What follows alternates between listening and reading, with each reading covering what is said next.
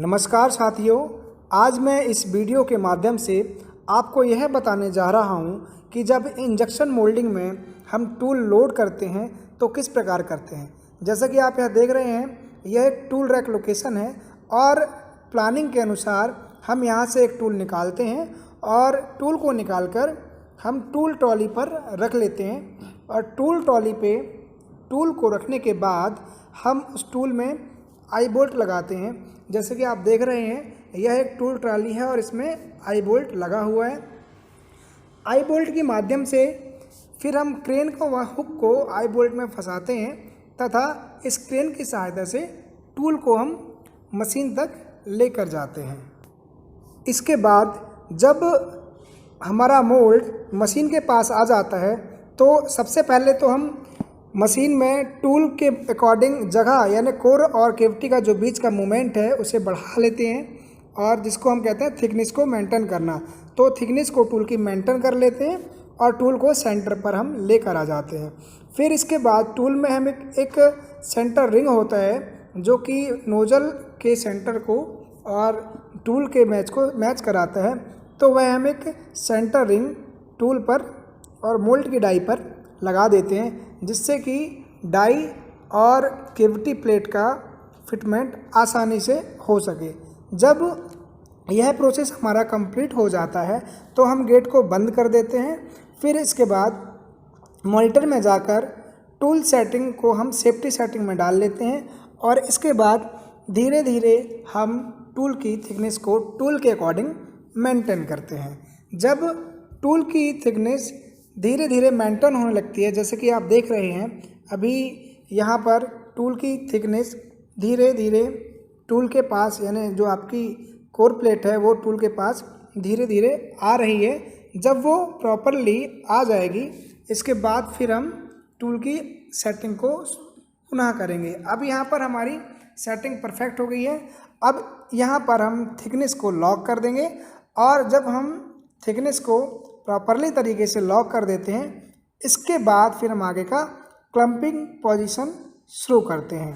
तो clumping position को शुरू करने से पहले एक बार और हम थिकनेस चेक कर लेते हैं ताकि किसी भी प्रकार की डाई में जब हम डाई को ओपन या क्लोज करें तो डाई का जो मूवमेंट है, क्लोजिंग मूवमेंट है या ओपनिंग मूवमेंट है, वो प्रॉपरली अपने वे पे बना रहे। तो जब यह प्रोसेस हम कंप्लीट कर लेते हैं तो इसके बाद हम पीछे से एक बार जाकर नोजल जो है नोजल का गैप चेक करते हैं कि नोजल प्रॉपरली मोल्ड के जो सेंटर हमारा रिंग है वहाँ पे सेट हुआ है कि नहीं। जैसे आप देख रहे हैं वो सेट हो जाता है। अगर किसी वजह से यहाँ पर नोजल और हमारी जो मोल्ड है वो प्रॉपरली सेट ना हुए तो वहाँ से रॉ मटेरियल जो मेल्ट हुआ होता है, जो जिससे हम इंजेक्शन करते हैं, वो लीक होने के चांस ज़्यादा हो जाते हैं और इसकी वजह से हमारा इंजेक्शन मोल्डिंग प्रोसेस काम नहीं करता।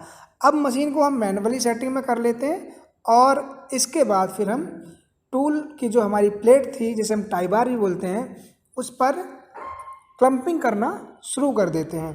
तो जैसे आप देख रहे हैं ये पहले रॉड लगा रहे हैं। रॉड के बाद अब हम यहाँ पर क्लम्पिंग सेट करेंगे। जैसे कि इन्होंने देखा ये सारी क्लम्पिंग सेट हुई है। इसी प्रकार बैक साइड में भी हमको क्लम्पिंग करना होता है। एक डाई को अच्छी तरीके से एडजस्ट करके क्लम्पिंग के द्वारा हम उस डाई को प्रॉपरली टाई बार में फिट करते हैं और चेक करना बहुत ज़रूरी होता है कि हमारे जो 8 क्लम्पिंग है, क्लम्प हम कर रहे हैं, वो अच्छे तरीके से फिट है कि नहीं और उसे खूब चेक कर लें क्योंकि हम जो टूल होते हैं, जो डाइयाँ होती हैं, उनका वज़न काफ़ी हैवी होता है और सिर्फ वो टाई बार के अंदर क्लम्पिंग की सहायता से ही लगे होते हैं। जब हम ये सब चेक कर लें तो फिर हम क्रेन में जो हमने रिंग में फंसा रखा था अभी, उससे हम क्रेन को बाहर कर लेते हैं और क्रेन को साइड लगा देते हैं। क्रेन को जैसा आप देख रहे हैं इन्होंने क्रेन को बाहर निकाल लिया और बाहर निकालने के बाद साइड में कर दिया। यह प्रोसेस जब हमारा कंप्लीट हो जाता है इसके बाद हम लगे हुए टूल में जो हमारे पानी के कनेक्शन है या एमटीसी कनेक्शन है वो हम पाइप टूल में फिट कर देते हैं और फिट करने के बाद उनको यहाँ से जैसे आप देख रहे हैं कि ये पाइप के कनेक्शन हैं, इनको चेक करना बहुत ज़रूरी होता है। फिट करने के बाद जब ये सेट हो गए यहाँ पर तो एक बार हम यहाँ भी चेक करें, ये जो एरिया हमारा होता है कि ये प्रॉपरली ऑन है या नहीं। अगर ऑन नहीं है तो इसको ऑन करते हैं। इसी प्रकार जब ये ऑन हो जाए तो पीछे जो हमारा बैक साइड का गेट है उसे हम बंद कर देते हैं और बंद करने के बाद फ्रंट वाले गेट में आ जाते हैं। तो जब हमारी लूप लग गई, वाटर कनेक्शन हो गया, इसके बाद अब हम क्या करें कि एक बार पुनः डाई को अब हम चालू करने वाले हैं, क्योंकि अब हमारी डाई की सेटिंग हो गई है। तो इसे ओपन और क्लोज करके देख लेते हैं। जैसे आप देख रहे हैं कि डाई अब हमने ओपन की, क्लोज की। इससे पता चलता है कि अब जो हमारी टूल की क्लम्पिंग है वो प्रॉपरली सही हो गई है। फिर हम इस डाई का जो हमारा प्रोसेस पैरामीटर होता है, जैसे कि आप ये देख रहे हैं डिस्प्ले में ऑलरेडी लोड होता है, तो वह लोडिंग सेटिंग में जाकर जो हमारा मोल्ड है उस मोल्ड का एक पैरामीटर वहाँ पर हम सेट कर देते हैं और सेट करने के बाद लोड हो जाते हैं। जैसे कि आप देख रहे हैं अभी यहाँ पर लोडिंग प्रोसीजर शुरू है और कुछ समय बाद यह लोडिंग प्रोसीजर कंप्लीट हो जाता है। इससे बाद इसमें पूरी मशीन में पैरामीटर डल जाता है।